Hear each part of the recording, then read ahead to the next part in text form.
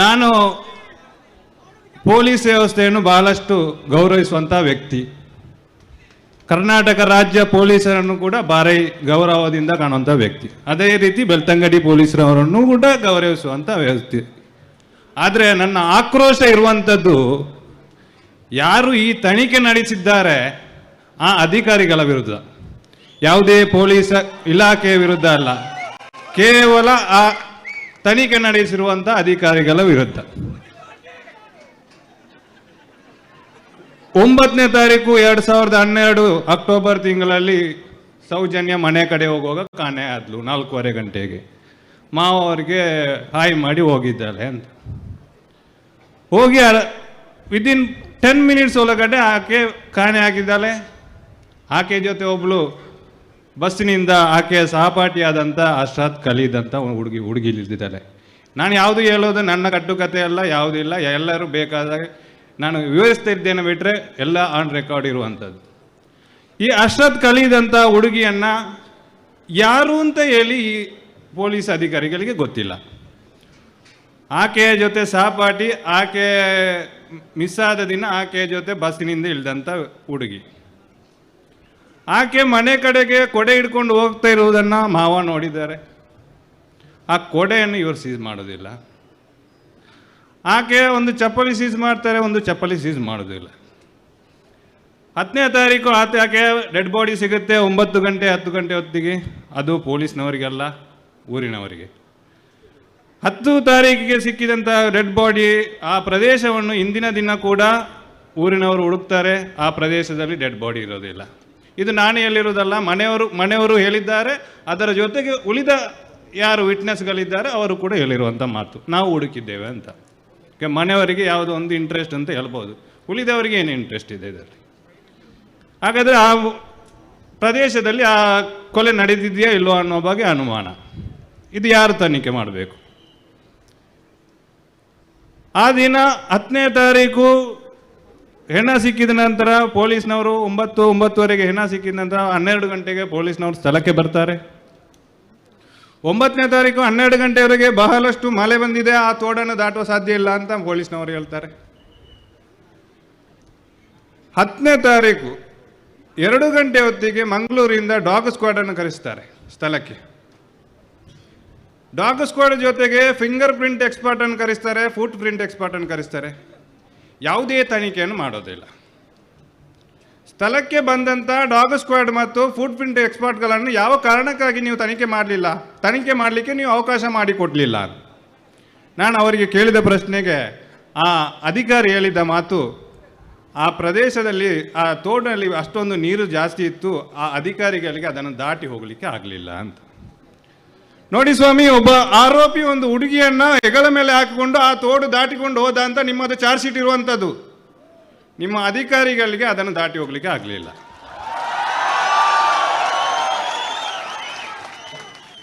ಇದು ಯಾರೊಟ್ಟಿಗೆ ನಾವು ಪ್ರಶ್ನೆ ಮಾಡಬೇಕು? ಇದು ನೀವೇ ಆನ್ಸರ್ ಮಾಡಬೇಕಲ್ವಾ? ಸಂತೋಷ್ ರಾವ್ ಆನ್ಸರ್ ಮಾಡೋದಕ್ಕೆ ಆಗತ್ತಾ? ಅಥವಾ ಆ ದಿನ 9ನೇ ತಾರೀಕು ಸಂತೋಷ್ ರಾವ್ ಬಗ್ಗೆ ಈ ಕೇಸಲ್ಲಿ ಏನಾದರೂ ಉಲ್ಲೇಖ ಇದೆಯಾ? ಇಲ್ಲ. ಸಂತೋಷ್ ರಾವ್ ಆ ಪ್ರದೇಶದಲ್ಲಿ ಇಲ್ಲ ಅಂತ ಆಯಿತು. 10ನೇ ತಾರೀಕು ಆ ಪ್ರದೇಶದಲ್ಲಿ ಇದ್ದಂಥ ಡೆಡ್ ಬಾಡಿಯ ಪಕ್ಕದಲ್ಲಿ ಒಂದು ಚೀಟಿ ಸಿಕ್ಕಿತ್ತು, 2 ಫೋನ್ ನಂಬರ್ ಇತ್ತು. ನೀವು 2 ಫೋನ್ ನಂಬರನ್ನು ಚಾರ್ಜ್ ಶೀಟಿನಲ್ಲಿ ಮೆನ್ಷನ್ ಮಾಡಿದ್ದೀರಿ, ಅದು ಅವರ ಮನೆಯವರದ್ದು ಅಂತ. ಯಾರೋ ರಿಲೇಟಿವ್, ಅವರ ಸೌಜನ್ಯನವರ ರಿಲೇಟಿವ್ ಅವರ ನಂಬರು ಅಂತ. ಹೌದು ಸ್ವಾಮಿ, ಆ ಚೀಟಿಯಲ್ಲೋಯ್ತು. ಆ ಚೀಟಿ ನೀವು ಕಡತದಲ್ಲಿ ಸೇರಿಸ್ಬೇಕಿತ್ತಲ್ಲ. ನೀವು ಕೇವಲ ಒಂದು ನಂಬರ್ ಯಾರ್ದು ಮನೆಯವ್ರದ್ದು ಅಂತೇಳಿ ನಿಮ್ಮ ರೆಕಾರ್ಡ್ ಕ್ರಿಯೇಟ್ ಮಾಡ್ಕೊಂಡು ಹಾಕಿದರೆ ಆಗತ್ತಾ? ಆ ಚೀಟಿಯಲ್ಲ ಯಾಕೆ ಹರಿದು ಬಿಡಿಸಿದ್ರಿ? ಹಾಗಾದ್ರೆ ಆ ಚೀಟಿಯಲ್ಲಿದ್ದ ರಹಸ್ಯ ಏನು? ನೀವು ಉತ್ತರ ಕೊಡಬೇಕು ಅದಕ್ಕೆ ನಾನು ಉತ್ತರ ಕೊಡುವಂಥದ್ದಲ್ಲ. ಆಯಿತು, CCTV ಇತ್ತು, ಪ್ರಕೃತಿ ಚಿಕಿತ್ಸಾಲಯದಲ್ಲಿ CCTV ಇತ್ತು ಅಂತೇಳಿ ನಾನು ಹೇಳಿದ್ದಲ್ಲ, ನಿಮ್ಮ IO ಹೇಳಿದ್ದು.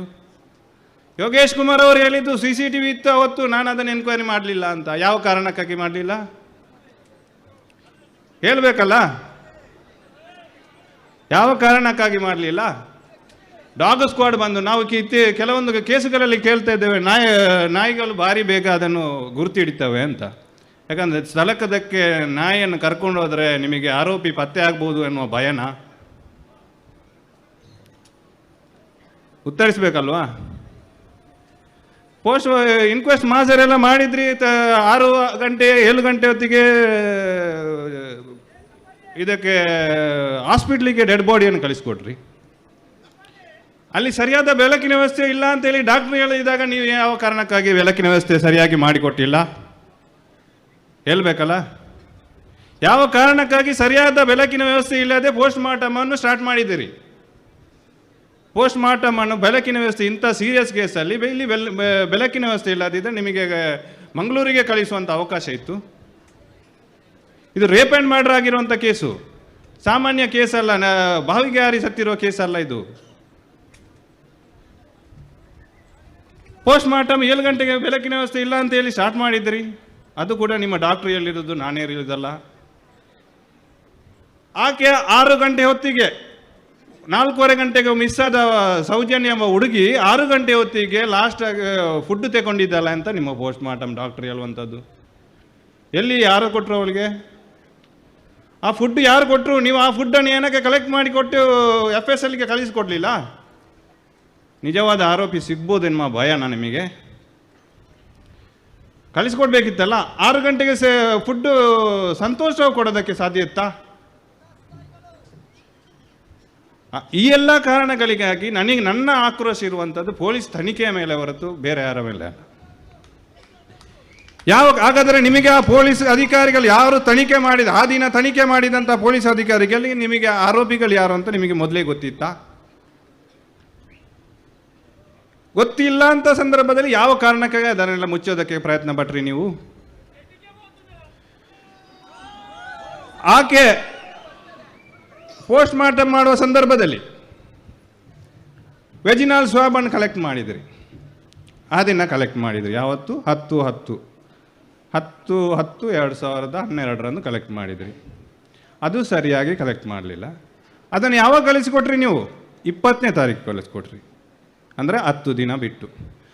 FSL ಅವ್ನು ಏನು ರಿಪೋರ್ಟ್ ಕೊಟ್ಟಿದ್ದಾರೆ? ನೀವು 72 ಗಂಟೆ ಒಳಗಡೆ ಕಲೆಕ್ಟ್ ಮಾಡಿ ಕೊಟ್ಟರೆ ಮಾತ್ರ ನಾವು ರಿಪೋರ್ಟ್ ಕೊಡೋದಕ್ಕೆ ಸಾಧ್ಯ, ಇಲ್ಲದಿದ್ದರೆ ಅದಕ್ಕೆ ಯಾವುದು ಅದು ಫಂಗಸ್ ಹಿಡಿದು ಹೋಗಿದೆ, ಅದರಲ್ಲಿ ರಿಪೋರ್ಟ್ ಬರೋದಕ್ಕೆ ಸಾಧ್ಯ ಇಲ್ಲ ಅಂತ ರಿಪೋರ್ಟ್ ಕೊಟ್ಟರು. ಇದಕ್ಕೆ ಯಾರು ಹೊಣೆ ಸ್ವಾಮಿ?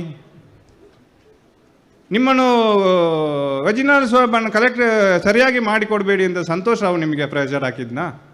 ಒಂದು ವೇಳೆ ಆತ ಪ್ರೆಷರ್ ಹಾಕಿದರೆ ನಾನೇ ದೊಡ್ಡ ಮುಟ್ಟಾಳ ಅಂತ ತಿಳ್ಕೋಬೇಕು. ಯಾಕೆಂದರೆ ನಮಗೆ ಫ್ರೀಯಾಗಿ ಮಾಡಿಕೊಡಿ. ಅವನ ಪ್ರೆಷರಿಗೆ ನೀವು ಏನಾದರೂ ತನಿಖೆ ದಾರಿಯನ್ನು ತಪ್ಪಿಸಿದ್ರೆ ನಾನು ದೊಡ್ಡ ಮುಟ್ಟಾಳ.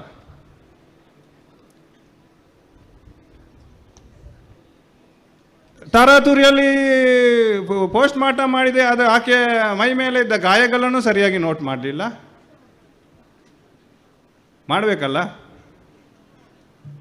ಆಯಿತು, ಫ್ಯುನರಲ್ ಕೂಡ ಮುಗಿಸ್ದೋಯ್ತು. ಮಾರನೇ ದಿನ ಪ್ರತಿಭಟನೆಗಳು ಸ್ಟಾರ್ಟ್ ಆಯಿತು.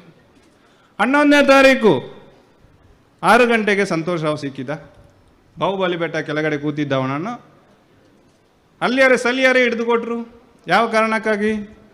ಅವ ಬಾಹುಬಲಿ ಬೆಟ್ಟದ ಕೆಳಗಡೆ ಕೂತಿದ್ದ.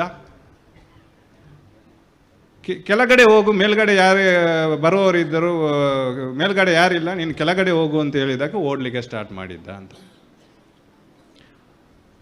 ನೀವು ಓಡಲಿಕ್ಕೆ ಸ್ಟಾರ್ಟ್ ಮಾಡಿದ ಅಂತ ಹೇಳಿ ಎಲ್ಲರೂ ಸೇರಿ ಹೊಡೆದೇ ಬಿಟ್ರಿ, ಅವನಿಗೆ ಹೊಡೆದೇ ಬಿಟ್ರಿ. ಹೊಡೆಯೋದು ಮಾತ್ರ ಅಲ್ಲ, ಈತನೇ ಸೌಜನ್ಯನಿಗೆ ಅತ್ಯಾಚಾರ ಮಾಡಿದ್ದು ಅಂತ ಹೊಡೆದೇ ಬಿಟ್ರಿ.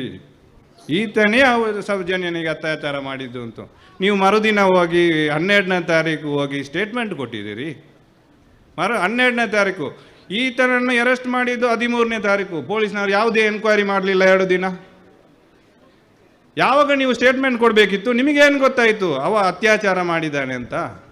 ನೀವು 12ನೇ ತಾರೀಕು ಸ್ಟೇಟ್ಮೆಂಟ್ ಯಾವ ರೀತಿಯಲ್ಲಿ ಕೊಟ್ರಿ? ಇವನ ಮೇಲೆ ನಮಗೆ ಸಂಶಯ ಬಂತು ಅಂತೇಳಿ ಯಾವ ರೀತಿಯಾಗಿ ನೀವು ಕೊಟ್ರಿ? ಹೇಳಬೇಕಲ್ಲ ನೀವು ಕೂಡ ಜನತೆ ಮುಂದೆ. ಅವನನ್ನು ಪೊಲೀಸ್ನವರು ಕರ್ಕೊಂಡೋದ್ರು. 13ನೇ ತಾರೀಕು ಎನ್ಕ್ವೈರಿ ಮಾಡಿದ್ದಾರೆ ಈ ಕೇಸಿನ. ಪರ್ಟಿಕ್ಯುಲರ್ ಆಗಿ ನೀವು ಎಲ್ಲರೂ ತಿಳ್ಕೊಳ್ಬೇಕಾಗಿರುವಂಥದ್ದು, 13ನೇ ತಾರೀಕು ಈತನನ್ನು ಅರೆಸ್ಟ್ ಮಾಡಿ ಕೋರ್ಟ್ ಮುಂದೆ ಪ್ರೊಡ್ಯೂಸ್ ಮಾಡಿದ್ರು. ನೀವು 12ನೇ ತಾರೀಕಿಗೆ ಆತ ಸೆಕ್ಸ್ ಮಾಡೋದಕ್ಕೆ ಕೆಪೇಬಲ್ ಇದೇನಾ ಇಲ್ವೋ ಅನ್ನೋ ಬಗ್ಗೆ ರಿಪೋರ್ಟ್ ತರಿಸಿಕೊಂಡಿದ್ದೀರಿ. 12ನೇ ತಾರೀಕು ಒಂದು ಕಡೆ ನೀವು ವೆಜಿನಲ್ ಸ್ವಾಬನ್ನು ಕಲೆಕ್ಟ್ ಮಾಡಿದ್ದನ್ನು 20ನೇ ತಾರೀಕು ಕಳಿಸ್ಕೊಡ್ತೀರಿ, ಇನ್ನೊಂದು ಕಡೆ 11ನೇ ತಾರೀಕಿಗೆ ಅರೆಸ್ಟ್ ಮಾಡಿದಂಥ ಸಂತೋಷವನ್ನು ಈ ಕೇಸಿನ ಎನ್ಕ್ವೈರಿ ಮಾಡದೇನೆ ಆತ ಸೆಕ್ಸ್ ಮಾಡೋದಕ್ಕೆ ಫಿಟ್ ಇದ್ದಾನಾ ಇಲ್ವಾ ಅನ್ನೋ ಬಗ್ಗೆ ರಿಪೋರ್ಟ್ ತರಿಸ್ಕೊಂಡಿದ್ದೀರಿ. ಆತ ಫಿಟ್ ಇದ್ದಾನೆ ಅಂತೇಳಿ ರಿಪೋರ್ಟ್ ತರಿಸ್ಕೊಂಡಿದ್ದೀರಿ. ಅದೇ ಆತ ಫಿಟ್ ಇಲ್ಲ ಅಂತ ಹೇಳಿದರೆ ಇದನ್ನು ಬಿಟ್ಟುಬಿಡು ಅಂತಲಾ ಏನು? ಒಂದು ವೇಳೆ ಆತ ಸೆಕ್ಸ್ ಮಾಡೋದಕ್ಕೆ ಫಿಟ್ ಇಲ್ಲ ಅಂತ ಹೇಳಿದರೆ ಈ ಕೇಸಿಗೆ ಇವನಿಗೆ ಅರ್ಹತೆ ಇಲ್ಲ ಅಂತ ನಾವು ಸೆಲೆಕ್ಷನ್ ಕಮಿಟಿ ಇದ್ದಾಗೆ.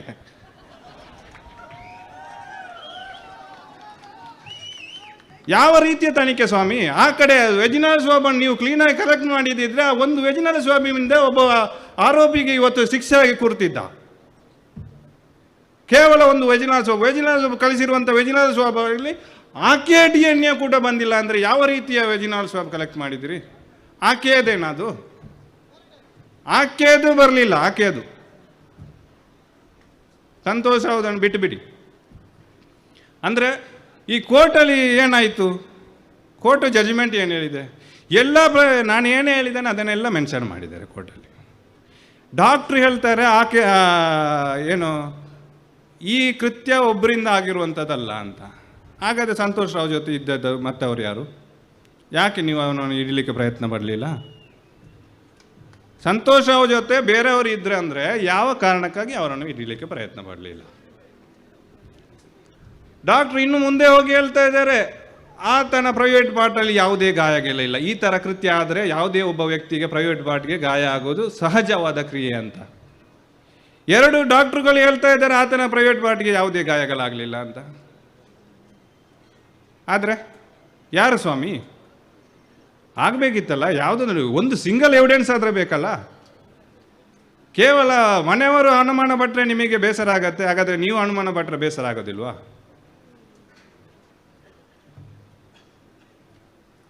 ಆಕೆಯನ್ನು ಡಾಕ್ಟ್ರು ಎವಿಡೆನ್ಸ್ ಆದಮೇಲೆ ಇನ್ನೂ ಮುಂದೆ ಹೇಳ್ತಾರೆ 2ರಿಂದ 3 ಜನ ಎಕ್ಸ್ಟ್ರಾ ಜನ ಸೇರಿದ್ದಾರೆ ಅವನೊಟ್ಟಿಗೆ ಅಂತ ಇದ್ದಾರೆ ಅಂತ, 3ರಿಂದ 4 ಜನ ಇದ್ದಾರೆ ಅಂತ. ಯಾವ ಎವಿಡೆನ್ಸ್ ಮೇಲೆ ಈತನನ್ನು ಎವರೆಸ್ಟ್ ಮಾಡಿದ್ರು? ಯಾವುದೊಂದು ದಾಖಲೆ ಬೇಕಲ್ಲ. ಯಾವುದೊಂದು ಈತ ಅಲ್ಲಿ ಇದ್ದ ಬಗ್ಗೆ ಹೋಗಲಿ. ಆತ ಬಾಹುಬಲಿ ಬೆಟ್ಟ ಕೆಳಗಡೆ ಒಂದು ಚೀಲ ಹಿಡ್ಕೊಂಡು ಕೂತಿದ್ದ ಅಂತ ಹೇಳಿದ್ರಿ. ನೀವೇ ಹೇಳಿದ್ದು, ವಿಟ್ನೆಸ್ಸು ಹಿಡಿದವರೇ ಹೇಳಿದ್ದು ಆತ ಚೀಲ ಹಿಡ್ಕೊಂಡು ಕೂತಿದ್ದಾನೆ ಅಂತ. ನಾನು ಸುಬ್ರಹ್ಮಣ್ಯದಿಂದ ಬಂದೆ, ಸುಬ್ರಹ್ಮಣ್ಯದಿಂದ ಮನೆ ಕಡೆ ಹೋಗುವಾಗ ನಾನು ಅಲ್ಲಿ ಕೂತಿದ್ದೆ, 7ವರೆಗೆ ಬಸ್ ಇತ್ತು, ನನಗೆ ರೆಸ್ಟ್ ಮಾಡ್ತಾಯಿದ್ದೆ ಅಂತ ಅವನೇ ಹೇಳಿದ್ದು. ನೀವೇ ಇದರಲ್ಲಿ ಹೇಳಿದ್ದು ನಿಮ್ಮ ಸ್ಟೇಟ್ಮೆಂಟಲ್ಲಿ. ಆ ಚೀಲವನ್ನು ಯಾಕೆ ಸ್ವಾಮಿ ಪೊಲೀಸ್ನವರು ಸೀಸ್ ಮಾಡಲಿಲ್ಲ ಸ್ಥಳದಲ್ಲಿ ಅಥವಾ ಪೊಲೀಸ್ ಸ್ಟೇಷನಲ್ಲಿ? ಆ ಚೀಲ ಹೋಗಿದ್ದು ಕಾಡೊಳಗೆ ಯಾವಾಗ ಸ್ವಾಮಿ? ಕಾಡೊಳಗೆ ಯಾವಾಗ ಹೋಯಿತು? ಹೇಳಬೇಕಲ್ಲ ಉತ್ತರ. ಯಾರು ಇದಕ್ಕೆಲ್ಲ ಉತ್ತರ ಕೊಡುವವರು ಯಾರು? ಹಾಗಾದರೆ ನಿಮಗೆ ಗೊತ್ತಿತ್ತು ಯಾರು ಅಂತ, ನಿಮಗೆ ಮೊದಲೇ ಗೊತ್ತಿತ್ತು ಅಂತ ಆಯಿತು. ಆಕೆ ಅಂಡರ್ ಗಾರ್ಮೆಂಟ್ಸ್ ಮನೆಯಿಂದ ತಗೊಂಡು ಬಂದುಬಿಟ್ಟು ಅದನ್ನು ನಾವು ಎನ್ಕ್ವೈರಿಗೆ ಅಂತ ತಗೊಂಡು ಬಂದೆ ಅಂತ ಹೇಳಿದ್ರಿ. ಅದನ್ನು ನಮ್ಮ ಸಿಬ್ಬಂದಿಗೆ ಕೊಟ್ಟಿದ್ದೇನೆ, ಆತ ಅದನ್ನು ಮನೆಗೆ ಕೊಟ್ಟಿದ್ದಾನ ಇಲ್ವ ಬಗ್ಗೆ ನಮಗೆ ಮಾಹಿತಿ ಇಲ್ಲ ಅಂತ ಇದು ಅಯ್ಯೋ ಹೇಳಿರುವಂಥ ಮಾಹಿತಿ. ನಿಮ್ಮ ಜವಾಬ್ದಾರಿ ಏನು ಸ್ವಾಮಿ? ಅದನ್ನು ಎಂಡೋರ್ಸ್ ಮಾಡಿ ಕೊಡುವಂಥ ಜವಾಬ್ದಾರಿ ಯಾರ್ದು ಸ್ವಾಮಿ? ಮನೆಯವರು ಮಾಡಬೇಕಾ ಎಂಡೋರ್ಸ್? ಅದನ್ನು ನೀವು ಕೊಡಬೇಕಿತ್ತಲ್ಲ. ಒಂದು ಕಡೆ ಟೈಟ್ಸ್ ಮಾರ್ಕ್ ಮಾಡ್ತೀರಿ, ಇನ್ನೊಂದು ಕಡೆ ಅಂಡರ್ವೇರ್ ಮಾರ್ಕ್ ಮಾಡ್ತೀರಿ. ನೀವು ಮನೆಗೆ ಕೊಟ್ಟಿರೋ ಅಂಡರ್ ಗಾರ್ಮೆಂಟ್ ಹೇಗೆ ಮಾರ್ಕ್ ಆಯ್ತು ಹಾಗಾದರೆ? ಒಂದು ಕಡೆ ನೀವು ಸ್ಥಳದಲ್ಲಿ ಅಂಡರ್ ಗಾರ್ಮೆಂಟ್ ಸಿಕ್ಕಿಲ್ಲ ಅಂತ ನಿಮ್ಮದು ಚಾರ್ಜ್ ಶೀಟು, ಇನ್ನೊಂದು ಕಡೆ ಮಾರ್ಕ್ ಮಾಡ್ತೀರಿ. ಮನೆಯವರು ಹೇಳ್ತಾ ಇರೋದು ಆ ಅಂಡರ್ವೇರನ್ನು ನಮಗೆ ವಾಪಸ್ ಕೊಟ್ಟಿಲ್ಲ ಅಂತ. ಈಗ ಯಾರ್ದು ಸತ್ಯ ಆಯ್ತು ಹಾಗಾದರೆ? ಹೇಳಬೇಕಲ್ಲ ನೀವು. ಈ ಎಲ್ಲ ಕಾರಣಗಳಿಗಾಗಿ ಕೇವಲ ನೀವು ಯಾರಾದರೂ ಜಜ್ಮೆಂಟ್ ಓದಿಲ್ಲ ಅಂತಿದ್ರೆ ಓದಿ ಸ್ವಲ್ಪ. 142, 143 ಪ್ಯಾರಾಗ್ರಾಫಲ್ಲಿ 2 ಬೇರೆ ಭಾಳ ಚೆನ್ನಾಗಿ ಬರೆದಿದ್ದಾರೆ.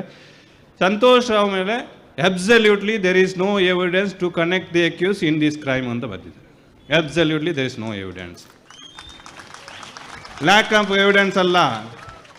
Doctor who collected the vaginal swab virtually demolished the entire case of prosecution ಅಂತ ಬರೆದಿದ್ದಾರೆ.